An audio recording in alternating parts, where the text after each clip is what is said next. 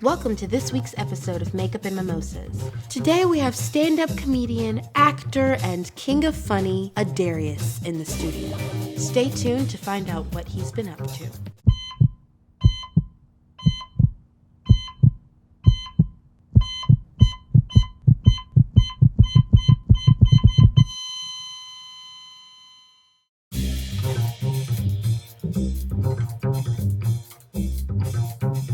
Special guest in the studio today, already sipping on his mimosa. Do you like it? You get a free mimosa, you know, you can't just like take it lightly. You're exactly. Sip occasionally. But please go ahead, keep going with the introduction. Adarius Smith, thank you so much for coming. Of course, thank you for having me. Absolutely. So I just want to jump right in. I want to know, what's your first memorable experience wearing makeup? I would say my first my first experience wearing makeup, period, was in college. I took a stage makeup course. It was required in my syllabus. Yeah, there was no way around it. Absolutely no way around it. With the incredible Reggie Ray. He was rest in peace to him. He was a costume designer, makeup designer as well. Broadway costume extraordinaire. He was incredible, and he literally took me from knowing absolutely nothing about makeup to doing full faces, animal faces, celebrity faces. Right. So that was my first experience sophomore year in college. I'm glad that you jumped right into answering that question with no hesitation, because I really want to dispel. Right.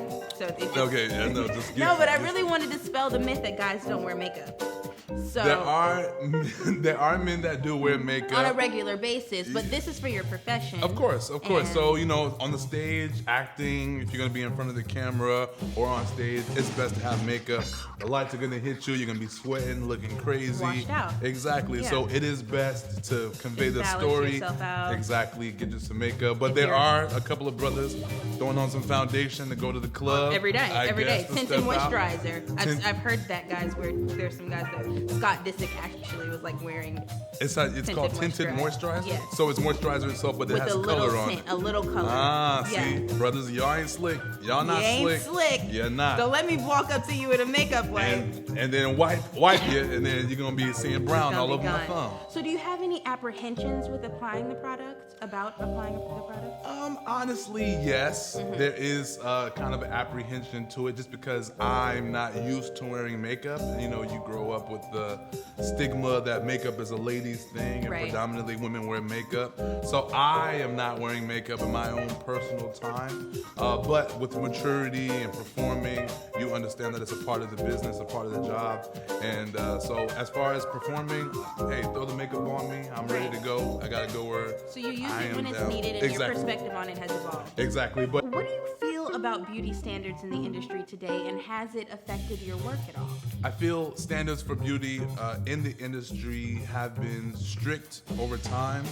There have been specific people who will say that this is beautiful and this isn't beautiful. In 2016, there with more minorities, with more diversity, with either race or age, or either body type, like a lot of things are changing, and we are opening up and being able to see beauty in a more fuller spectrum. So the standard is shifting. Oh, most certainly, and I'm glad, because it is incorporating more people, like I said, more body types, more ages, more races, and that's a way to incorporate and encompass that beauty is everywhere with right. So I think the standards are changing, and I love it. And it's one in a good direction. So most certainly. Wonderful. Well, we do have a game here on Makeup and Mimosas that I want you to play. Okay. So you have to pick a question out of our basket. I can look. Yes. So what does it say? What's the last makeup item you purchased? I bought some Carmex 2 weeks ago. That counts. Right? Yes. Lip gloss. Yes. You don't want no dry, cracked especially lips. in California. Woo! You know, and my lips are big too. Ain't nothing like having some big, chapped, cracked lips. You don't want it. I would say Carmex. And how do you get the ladies with the ashy lips? If your lips were ashy, you can't do it. You can't get the ladies. Ain't no way you ain't kissing. No.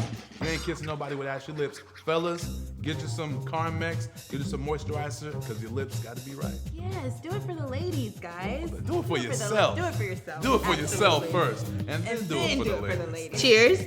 Thank you so much for coming. Thank you for the opportunity, and I love love what you're doing around here. I watch the show. You always have beautiful queens on here. It's lovely that you're letting the kings come on and share that. You know, brothers, we need makeup too. Sometimes. And if I had makeup in my everyday life, maybe I'd be in a better position in my life. Maybe I'll have a queen to take care of me. Maybe it would elevate you. You know what I'm saying? So I don't know. Thank you. Wait, I gotta catch up. Yeah, you got to.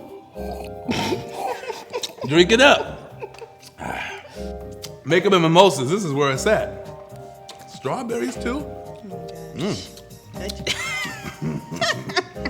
Y'all got some more of these? Yes. Oh, you want? Yes. Get some more. Can I get a garçon? Another round? Another round, please. Okay. Is that it?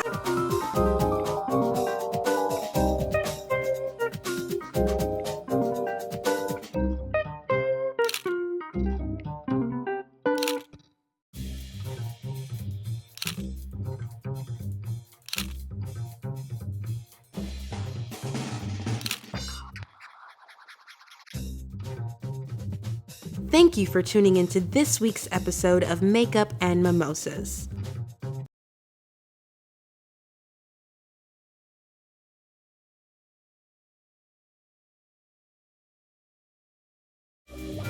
Joining us next week, we have Freddie. You don't want to miss it. If you like what you saw here today and you want to keep up with Ariel Amirah TV, hit the subscribe button. And don't forget to follow me on Instagram, Facebook, Twitter, Snapchat, and Periscope.